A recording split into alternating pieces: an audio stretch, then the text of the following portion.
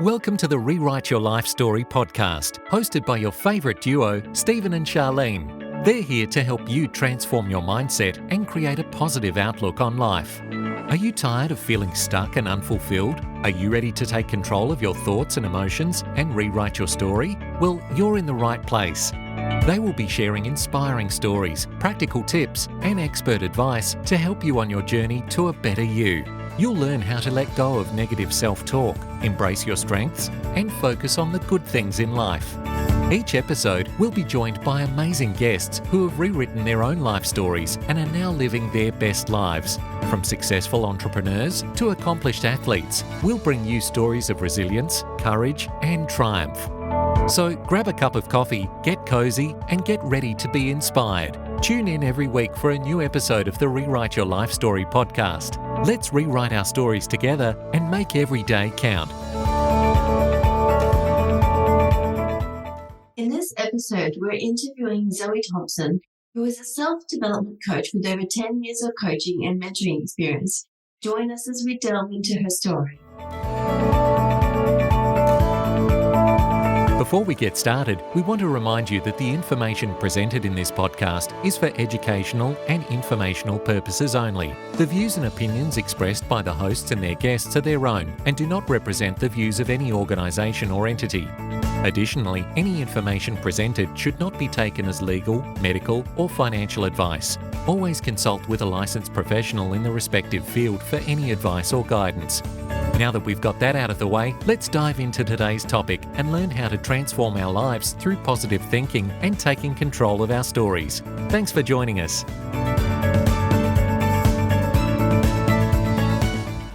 Before we begin, we want to give you a heads up. We may be discussing some sensitive and personal topics that might bring up some strong emotions or discomfort. Our goal is to create a safe and supportive space, but we know that everyone's experiences and triggers are different. If you start feeling overwhelmed or triggered during an episode, remember to prioritize your well-being. It's totally okay to hit pause and take a breath. Your self-care is important, and looking after your mental and emotional health should always come first. If you ever need extra support, we encourage you to reach out to a mental health professional or someone you trust. You're not alone, and there are resources available to help you on your personal journey. Thank you for joining us on this incredible ride with the Rewrite Your Life Story podcast. Together we'll navigate life's challenges and rewrite our narratives with strength and resilience. Hey everyone, it's Stephen and Charlene, and welcome to another episode of the Rewrite Your Life Story podcast. Today we're really excited. We've got Zoe Thompson all the way from Bristol in the UK. Now, Zoe, you're our first guest from the UK, so welcome to the Rewrite Your Life Story podcast. Amazing. I feel very honoured. Thank you very much for having me on. And Charlene was just like so excited. She's like, oh, someone from the UK, finally. She's been hanging out, so that's awesome that you've joined us. Now, Zoe, you have such an interesting story, and your whole business is Phoenix Life and Wellbeing Coaching, and just the name Phoenix says so much, and there's so many metaphors around the Phoenix. Do you want to tell us a little bit about your background and how your journey progressed? Sure. So I'm in my 40s. So when people say, tell us your background, that's 40 years right there. So I'll keep it kind of succinct and keep it to the key parts. So I guess childhood, pretty normal, had a great childhood. I think my story probably, with a lot of people, didn't really start to kind of make it my own until adulthood. So I didn't go to university. I was conversations in school that you need to go to uni. And I was like, I really don't. I just want to be a police officer. So I knew really early on I wanted to work for the police. My dad, my mum's dad, all in police backgrounds. I was always really excited about not having a 9-to-5 job. I really like variety. I really like to do something different. And I really wanted to do something that helped people. And I think what I really like about the police service is that it does help, stands up for the people, it stands up for the victims, it gives people that voice, but also working with people who have made decisions that have led them on a different path. It's that opportunity to work with those people as well. So I knew that right from early on, which is always interesting now, thinking so many years later that I'm now doing that through coaching, whereas I really wanted to do that through the police. So I ended up working for the police for 20 years. not as a police officer. I didn't get through. So I didn't pass one of their psychometric tests at 1 mark, but ended up having a really good, successful career with the police for 20 years, lots of different roles until the role was made redundant. And then I looked at all of the things that I loved doing in the police, and I had already started to look at coaching, nutrition coaching, lifestyle coaching.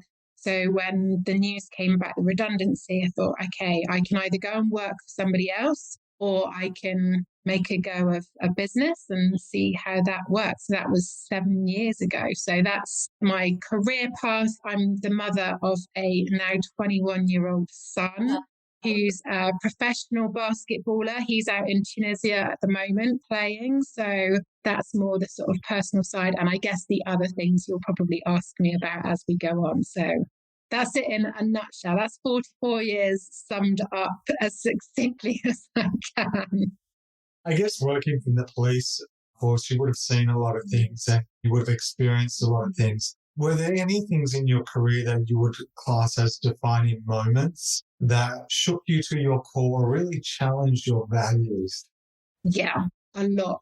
And I think that's the challenge. I think you put on the uniform and you're representing the police service. And I think for a lot of people, our personal values are aligned with what the police are there to do. But I think even within that, you've got individuals, whether that's individuals on our side inside the force, or whether that's individuals that you're working with because they're victims, offenders, witnesses. They have a very different life to you. They make very different decisions. So I think there were lots of things that I dealt with, conversations that I had to have that were really challenging. So yeah, I think it's a really interesting one because you have your own personal values and your own principles and ethics, but you're putting a uniform on and representing the police service. And I think I would say for me personally, probably 99% of the time they aligned, but there were occasions where decisions were made or processes were in place where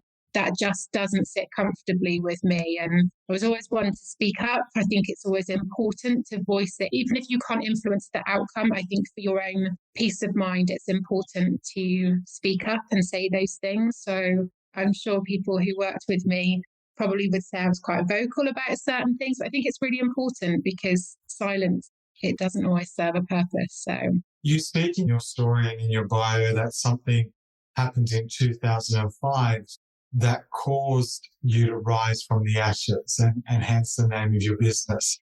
Do you want to speak into that for us? Mm-hmm. So I was working for the police at the time. I was also in a relationship at the time that wasn't healthy. So it's a really interesting chapter of my life because at the time, it just felt very different. I think I can see it very differently now, which is why I love the idea of your podcast of being able to look at things differently and rewrite that story. But I was in a relationship at the time that wasn't healthy.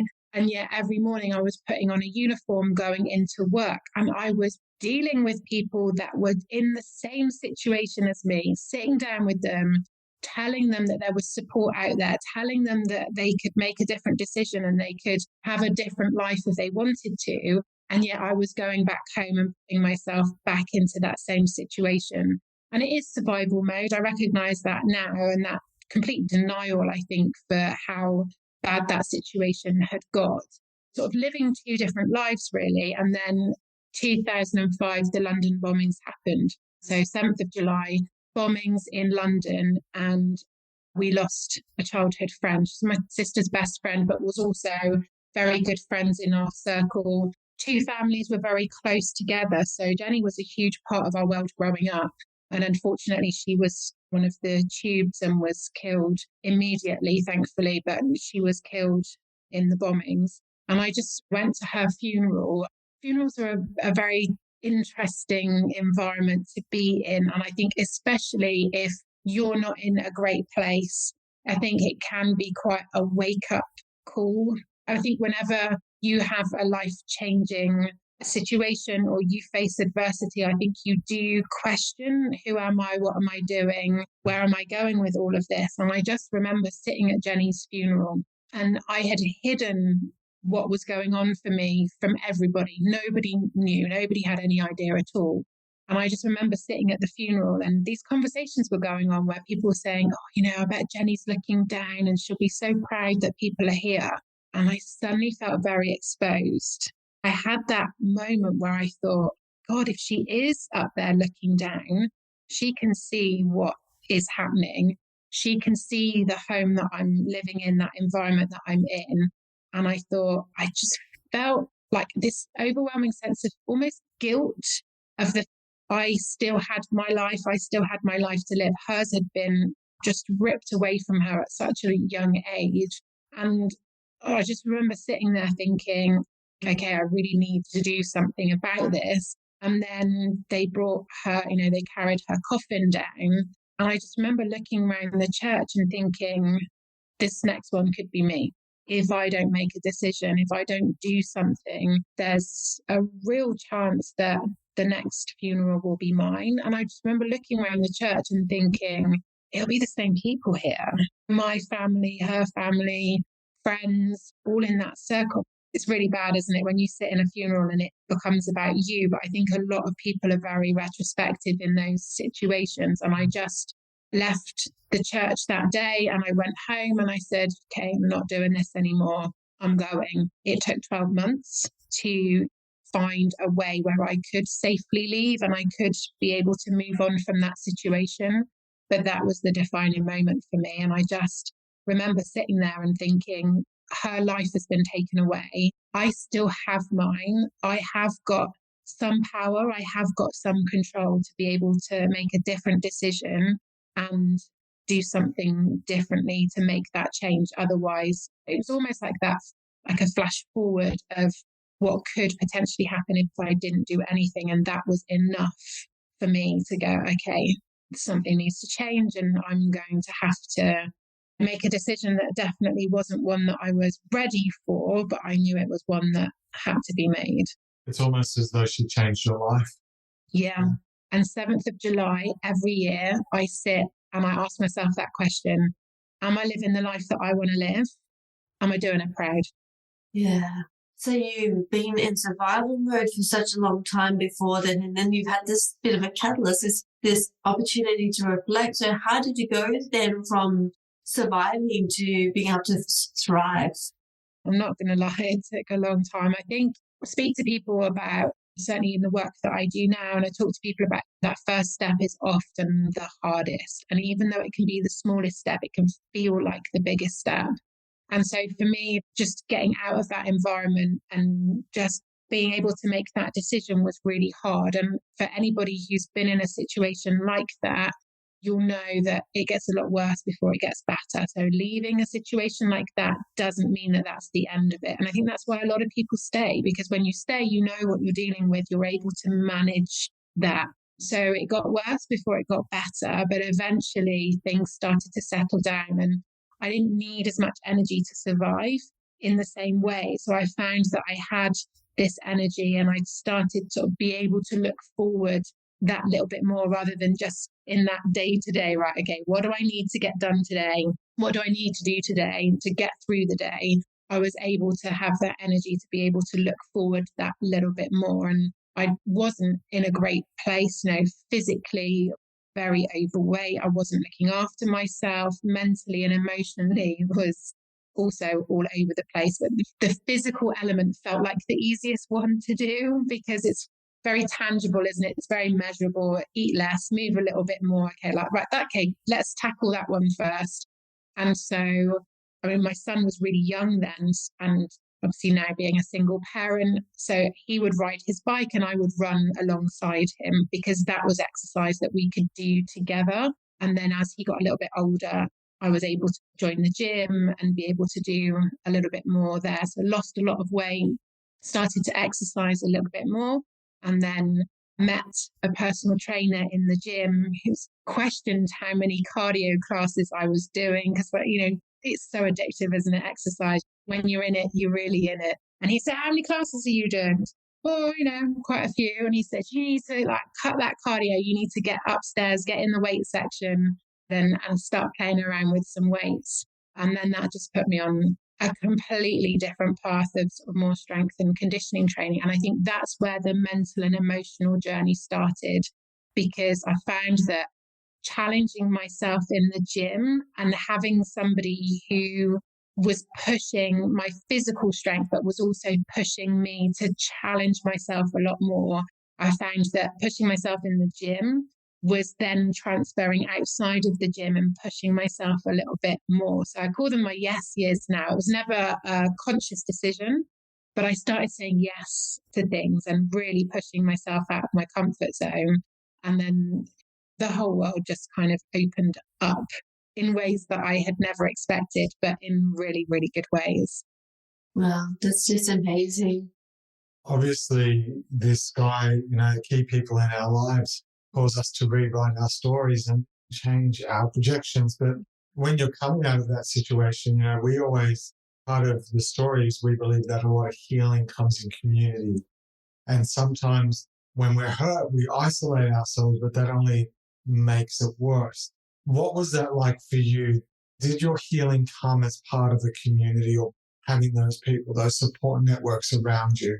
I think it was probably a good element of both. I think it was definitely a healing journey I needed to work through for me. But I think meeting people so initially through the gym, there was a huge group of people. And I think just that challenge, being constantly challenged, but being challenged in a really supportive environment and people seeing your potential and pushing you through those barriers was really important. And I learned so much about myself with that group of people.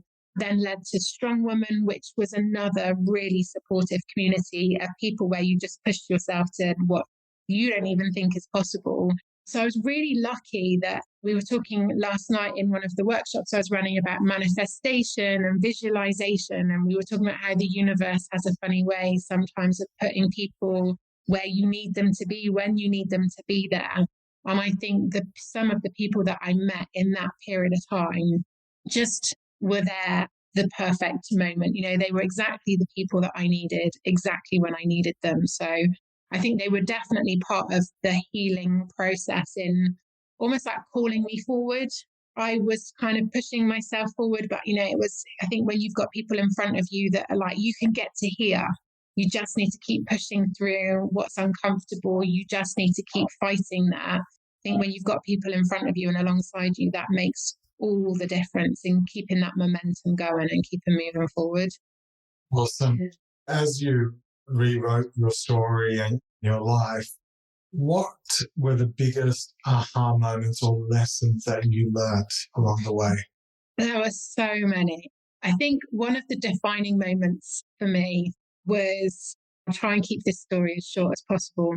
So one of the challenges that the personal trainer did was he did a zombie apocalypse challenge. There was always something a little bit different. And there was always something at the end of that challenge. And then there would be 6 or 8 weeks of training, but it would have a theme to it. Big Marvel fan he was. And it was like, but this was the zombie apocalypse. And we ended up doing this 6 weeks of training. So lots of strength, lots of cardio. But at the end of the challenge, we went up to the West Midlands in the UK to this, like an events centre. And the events centre, it's run by ex-forces people, so army, etc. And the scenario of it is that you and your group of people are the last remaining survivors and you're about to save the world. So you're in a big warehouse and it's designed for hen do's and stag do's. We had taken this so seriously. We'd done all of our fitness training. We went in with like face paints. We would kit it out. We were so ready. And it was really strange of how into it we got. So this day was amazing, but the zombies come out and they're forces people or ex-forces people and they're kitted out, but they're wrapped in foam because you're allowed to attack back. So they're wrapped in foam. So it makes them so much bigger than they actually are. And in that moment, when you get released out of the back of this transit van and you see this pack of zombies come towards you, even though the logical part of your brain knows that that's not real, you see these huge people coming towards you. and you're in the moment and you fight and all the rest of it. So when we got to the end, they brought them out for a photo shoot and they'd taken all the kit off. So we'd spent hours fighting people that in our minds were like 7 foot tall, 3 foot wide, kind of attacking people. And then they walked out for the photographs in like jeans and t-shirt. And we were all, oh, you're 5'11". You're not 7 foot. You're just normal people. And that for me was a life-changing moment, because just something clicked in my brain to say that I had seen this person from my past as this big, scary person that had so much control. And it was like in that moment, I suddenly saw him for what he was. It was like he wasn't this big, scary person anymore.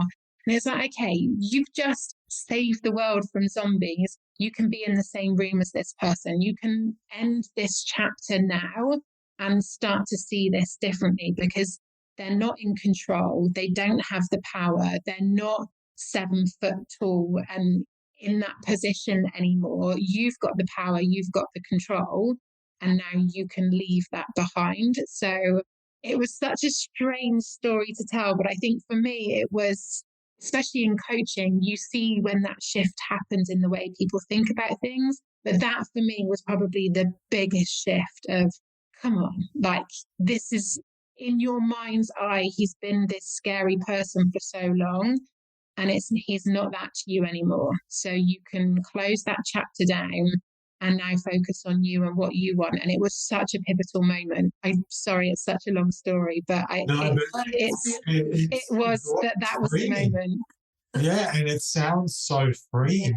Yeah. What a great metaphor. Even it's your story, it's real. Yeah. But for others, what a fantastic metaphor. And yeah, just you telling the story, I can see the freedom that one thing brought. And that's really interesting that you've said that. But what if someone does see those giants in their life? What would you say to that person? I'm thinking David and Goliath. And I think actually it's the size and the power. I think everybody has that chance to reclaim that power. It would be unrealistic for me to say that other people don't take that power away, because they absolutely do. And that's very real. But I think you'll get to a point where the fight that you've given to survive is the fight that gets you through and takes you forward. I think it's just a different fight. And I think there's a switch for a lot of people in fighting to survive in the situation that they're in, or they almost move that fight to that forward focus of fighting to get out of it and move forward. Only you as the individual in that situation will know when you are ready to make that change. And I think that's one of the biggest challenges with domestic abuse in particular. Is very easy to sit on the outside and say, you need to do this, you need to do that. I put a uniform on and went into work and did that to other people, and yet went home and knew that I was not in a place where I was able to do that. So I think part of that empowerment for people in that situation is knowing that they've got support and guidance there, but not being forced to make that decision until they are ready, because otherwise that is also part of a manipulation and a control process, because you are not the decision maker of how you choose to deal with it and when you choose to deal with it. So I think you will know as an individual, if you are in that situation at the moment, you might not feel ready, and that's okay. If you need all of that energy to survive where you are at the moment, that's okay. You'll know when it's time. Something will shift, something will change, and the energy into getting through every day at the moment will shift into, okay, I'm ready to do what needs to be done to move out of this and to move on. But only you will know. It's just one of those things that something will happen, something will be said, something will change, and you'll know. And you've got it all there, because for you to survive in a situation like that, you have all of the tools and resources that's going to help you to get through this. I absolutely have every confidence in that. You'll just use it differently, but you'll know when. Well said. Zoe, I picked up on something you said earlier, and I just wanted to ask you this question, and correct me if I'm wrong, but what I'm hearing from what you're saying is sometimes when you leave that situation and that person is no longer in your life, they still have a hold on you mentally? Is that what I picked up from what you were saying? I think they absolutely can do. I think, again, I can't remember what the saying is, and I'm in my mind, it's Gandhi's saying, like that feeling, that anger, it's like holding on to that hot coal. People talk about people living rent free in your head. And I think that's part of the healing process, is being able to let go of that, because there's a lot of learned behaviors in that type of environment that don't go when you change into a new environment. A lot of those learned behaviors still stay, or a lot of those beliefs that built up over that time stay. And that's part of the healing process, is working through all of that. And I think the challenge is when that person is still in your world because of family circumstances, or you're co-parenting, or whatever that circumstances is for different people. Sometimes that individual is still in your world, like in reality. But I think part of leaving it, if you're leaving it and able to cut the ties completely, there's still some work to be done in making sure that their voice is still no longer in your head, because I think that is also part of the healing process, and making sure that their voice over time doesn't become your voice, present and future. Love that. I know quite often, sometimes our biggest fears or our biggest enemy is sometimes the way we talk to ourselves as well. And earlier, when you said you once saw this person as a big scary monster, and now you realize what they were for who they were, like they weren't that scary monster anymore. A lot of people would go from that and thinking, oh, how stupid I was. And then they get excited about their insecurities and who they are as a person, and then they get attracted again to the same sort of person. What kind of advice can you give to someone like that? I think the blame and shame is a big part of it. And not necessarily even with this type of situation. I hear it, people say a lot, they'll really give themselves a hard time for decisions that they've made in the past. And so one of the things that I talk through with people is the ethos that you make the decisions knowing what you know at the time. And it's so easy to sit back now and look back at it, but you're not the same person. You would have evolved and you would have grown in that experience. So when you look back at it after, you're not looking at it through the same eyes that you were in that situation. You're looking at it very differently, because now you know differently, because those experiences have put more tools in your toolkit. They've shaped you. They've given you more resources. Yes, you probably would deal with it differently now, but that's not what you knew then. So we do the best we can, knowing what we know with the tools that we've got. And when we know better, and when we've got different sets of tools, then we can do differently. But also, I think one of my favorite expressions is, you can't see the label from inside the jar.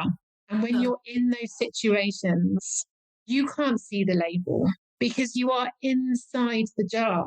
Everybody else can see it for what it is, but not when you're in it. And until you step out of that and you're able to take that step back and look at it, then you can see it.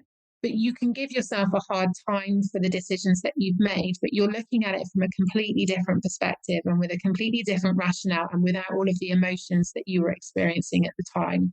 So I think it's that self-compassion and self-kindness that you would give to a friend who was going through a situation like that. We need to give ourselves that as well. And I look back now and I look at some of the things that I did, some of the decisions that I made, and I feel compassion for the person who I was then, that didn't know any different, that perhaps didn't recognize how strong she was to have been able to have dealt with that earlier. But again, we don't know what our potential is. Unless we've got somebody who points it out to us, we don't always see that potential. So with situations like that, you do isolate yourself, or you are isolated. So you don't have people pointing out those things. So the self-compassion and self-care is really important. Blame and shame, it serves no purpose at all. Well, Zoe, you're a very strong lady. So thank you for sharing your journey, your story. Tell us a little bit about your work now and what you do as a life and wellbeing coach. So a lot of the work that I do now, again, one of the things that's so difficult to sum up in 60 seconds, but I mean, it really does link into what we've I'll just give you been a little bit talking longer. about. A little bit longer than 90 Yeah. seconds. So, I mean, it does really link into what we've just been talking about. So, work with people, helping. So, I do self-development training as well as the coaching. So, I help people put the tools in the toolbox that they need that will help them to make life better. Then I also work with them with the confidence and empowerment to go out and do the things that they want to do. So it's the tools to be able to do better and the confidence to be better so that they can reach their full potential, whatever that is. So that was almost 60 seconds, maybe. What I love there is you've actually distinguished it in two parts. And when you speak to a lot of coaches and when you speak to a lot of people that work with different modalities and all that, modalities are just tools. But you're actually in the power behind the tool, and that's confidence. And that's so important because I would say that confidence is shattered if you've gone through something like this. Yeah, wow. Totally agree. And a lot of the people that I speak to, so I don't work with a particular demographic. My youngest client are teenagers right through to people in their 70s. So I don't work with a particular demographic and I don't work with a particular challenge. I work with people who tend to have a lot of things going on that I'm quite sure where to start. You know, quite often those initial calls, they're like, well, there's so much going on. I just don't know where to begin with it all. And quite often there'll be people will have the tools in the toolbox, but they've lost the confidence to be able to use them, or they can't see their full potential to have the confidence to say, I've got what it takes. Or they have some confidence, but they recognize that there are tools that are missing that they want to learn to help them to be able to do the things that they want to do. So it tends to be a bit of a mix. And that's why I enjoy both. I enjoy the training element of teaching those tools and skills, but also I love the coaching side of it where you're pulling that confidence and kind of empowering that confidence and self-esteem so that they're there like, yeah, okay, no, I want to get off the call and go and make it happen. You know, I think that's the powerful bit of coaching. Yeah, that's so powerful. That's really powerful. And I love the fact that you're doing that in two parts and just working with them where they're at and taking them from one place to another before they get to those modalities, which is really beautiful and refreshing to see. With your coaching, because I can see in the name, it's life and wellbeing coaching, which when I read that, for me, it looks like two different things that you work on.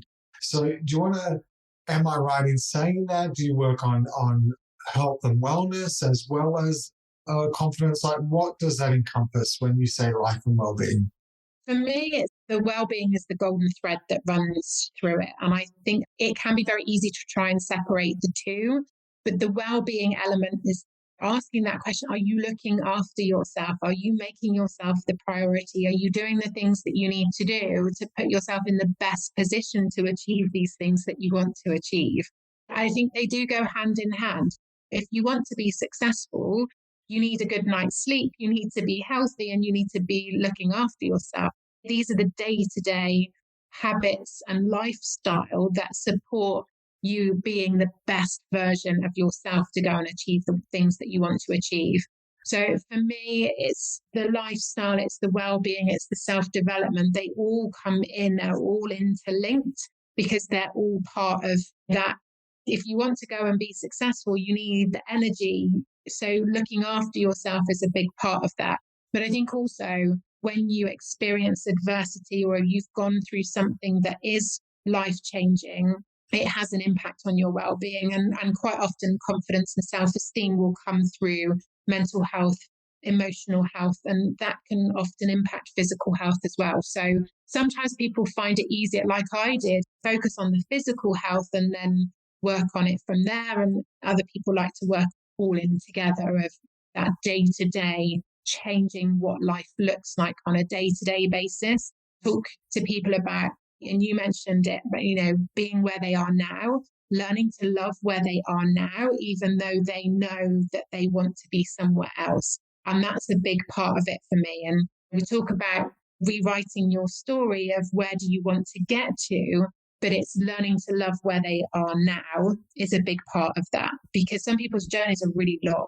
We're not talking a 6-week plan that they'll get to where they want to get to. Sometimes it's a year, sometimes it's longer. So it's really important for me that we focus in on the present and that sort of gratitude and appreciation for where they are now, learning to love themselves for who they are now and what they have now, as they also focus on what next. Yeah. Awesome. And that's really powerful, because it's hard, I suppose, to go from 0 to 100 without having that in-between journey in between from there. Yeah. So what would be the first thing you would recommend someone to, just one little thing that someone can implement today that's listening to this podcast that will help them with self-love and putting themselves first? I think the gratitude and appreciation is really important. We were talking about the difference between gratitude and appreciation and how it can be viewed differently. I think one of the things that I talk about is topping and tailing your day with those positive things. And even on our most difficult days, there's still moments in those days. So lots of talk about glimmers at the moment, of those glimmers of joy and happiness in the day. So one of the most simple things that I do, and this is great, regardless of your age and regardless of what you're working through at the moment, we all clean our teeth twice a day, morning and evening. So it's a perfect start to the day and end to the day. So practice making your teeth cleaning time a positive thinking only space. So really challenge that in that couple of minutes where you're cleaning your teeth, you're only allowing yourself to think about the positive thoughts. In the morning, thinking about all of the things that you're looking forward to that day, the things that you appreciate in life. So you've woken up, the things that you're really looking forward to. And at the end of the day, because we have this negative bias that we naturally will start to think about all the things that went wrong that day, while you're cleaning your teeth, think about all of the things that went well, the things that you enjoyed, those moments of happiness, those moments of joy and laughter, and you're doubling down on them. So you're making sure that you remember those moments at the end of the day, which means then when you do get into bed, you're in a much more positive headspace, which also then improves your sleep as well, which we know has lots of benefits. So that's a really simple thing that anybody can do. And you're stacking it onto an existing habit that you already do twice a day. So you just have to challenge yourself to make sure when you're cleaning your teeth, you are only thinking about the good stuff. I really love that. It's so simple, but it can be so transformative. I'm going to ask you a question. People know I'm Italian and I just so many questions and talk a lot. It's in my DNA. Your energy is so catchy. How do you maintain your energy, your mental and your physical focus for so long? And how do you do that? It's a really good question. And thank you. I do lots of different things, actually. I'll be totally honest with you. About 2 minutes before dialing into this call, I put my headphones on and I had a little dance around to the Pointer Sisters. I'm so excited, got my energy up a little bit. I didn't sleep very well last night. So there's a 2-hour time difference here. So by the time I finished the workshop last night, it was nearly midnight. So by the time my head kind of came down and I was ready to sleep, it was gone 1 o'clock this morning. And then I still woke up when the sun came up this morning. So I could feel my energy starting to drift. So I had a little dance around. I've been for a walk this morning. This is an amazing country to kind of go for a nice walk. So I've been for a walk. I look after myself. I think it's not selfish. I can't do what I do unless I make sure that I am in a good place to be able to do it. So I do prioritize that.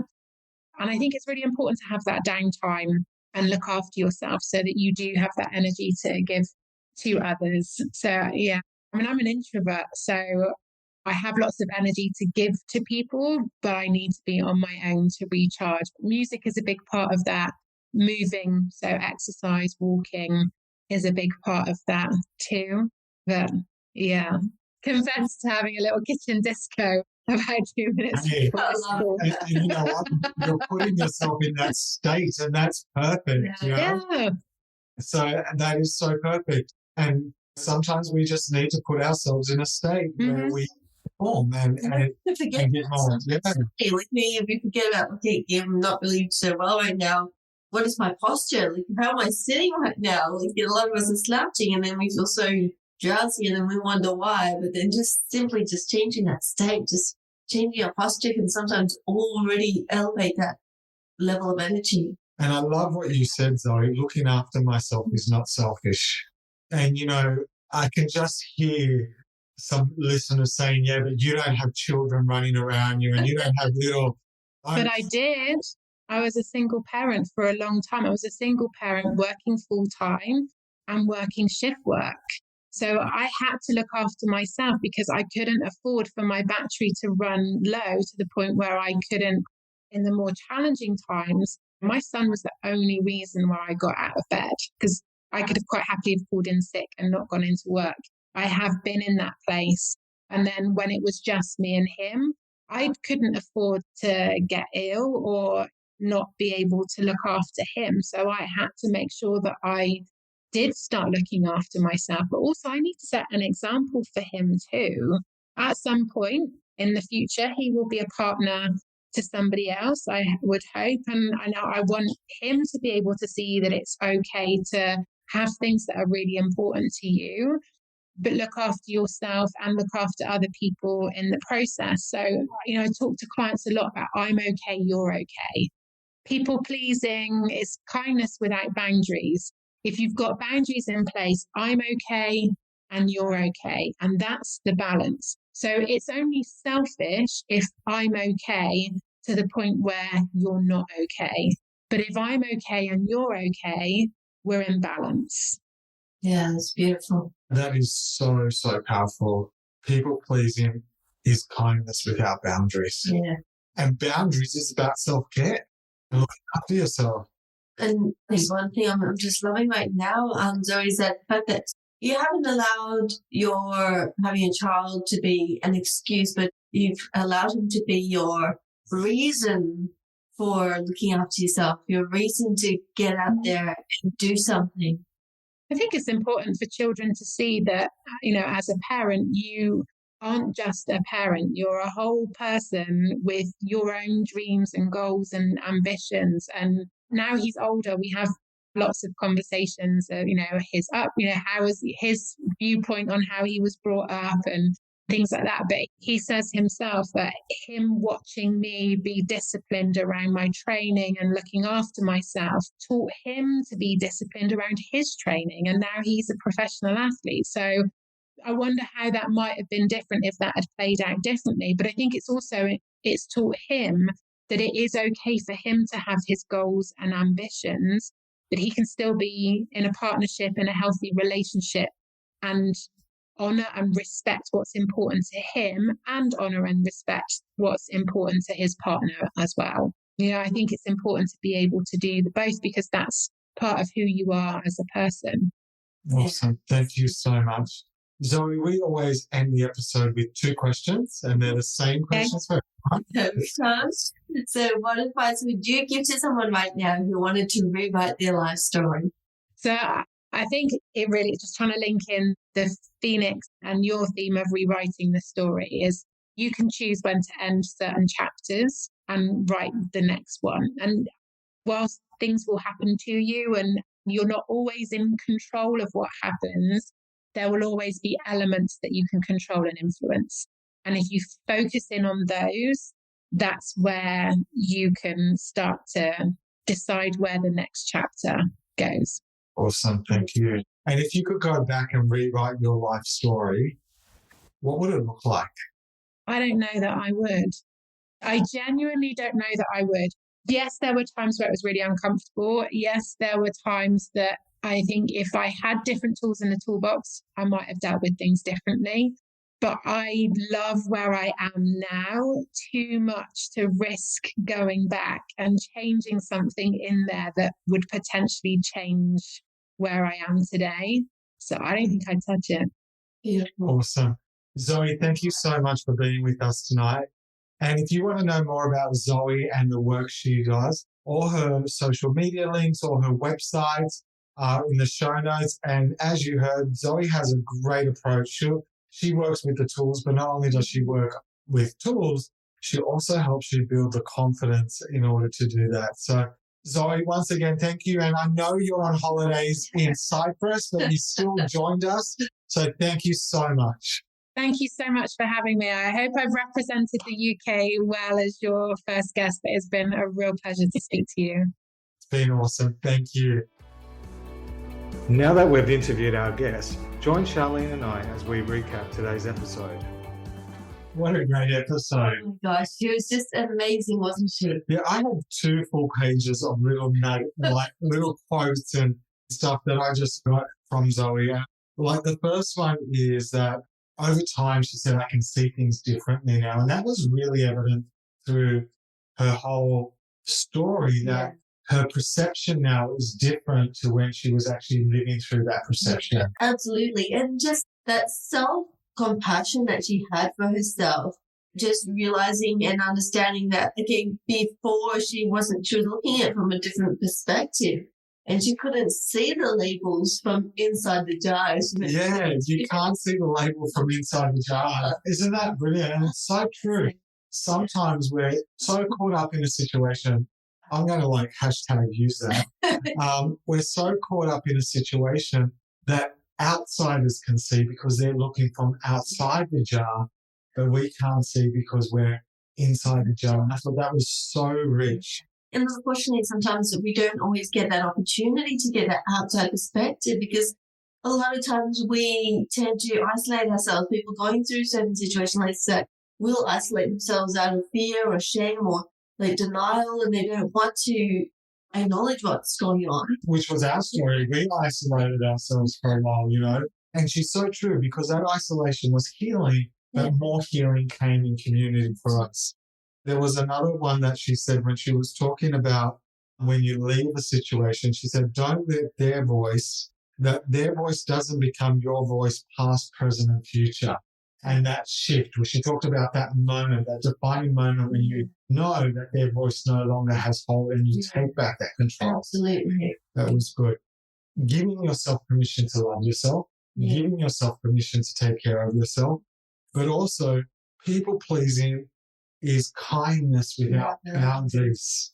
Oh, that was so good. Because we all know people pleasers out there that can't say no, but then become victims or become resentful. They talk about the situation, but yet they didn't have the boundaries to say no. And I love what Oprah says. Remember when we went and saw Oprah, she said no is a complete sentence. Yeah. You don't need to justify, you just say no.